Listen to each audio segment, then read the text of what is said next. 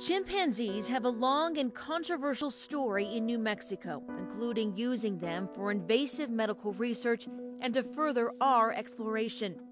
In the 1950s, the U.S. Air Force took 65 infant chimps from West Africa, their mothers likely shot and killed right in front of them. The chimps were brought to Holloman Air Force Base in Alamogordo to gauge how space travel would impact humans.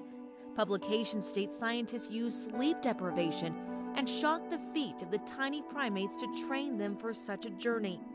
Eventually, it was little Ham and Enos who were selected to make the flight, and they became astrochimps in 1961. Enos died shortly after his journey. Ham died years after his mission in a zoo.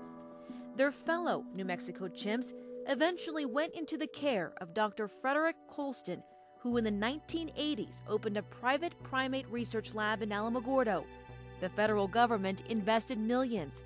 Animal Protection New Mexico says the chimps were subjected to awful experiments. Everything from crash tests for seatbelts to testing on insecticides, trauma testing like gunshot wounds. Colston continued to expand, and by 1990 he ran the largest captive chimpanzee colony in the world with over 600 primates. There's no words to talk about how egregious and terrible it was.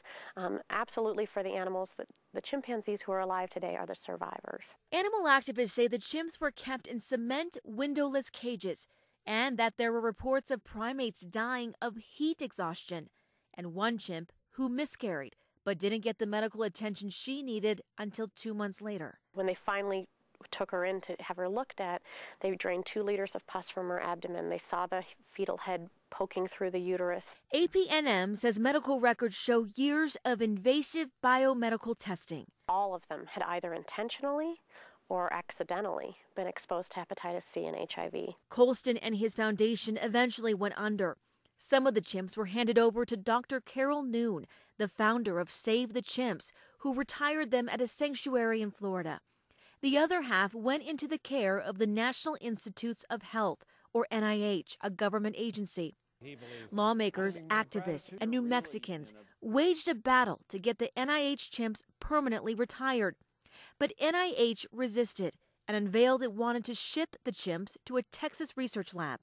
Congress began paying attention, and hearings were held. In December of 2011, a major breakthrough.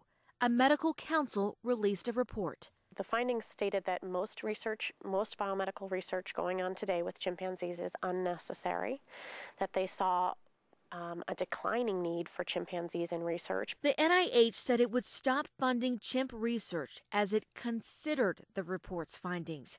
Meanwhile, today, the NIH chimps in Alamogordo wait for a decision. Caregivers hope they will be granted the same type of life their other family members have at the Florida sanctuary.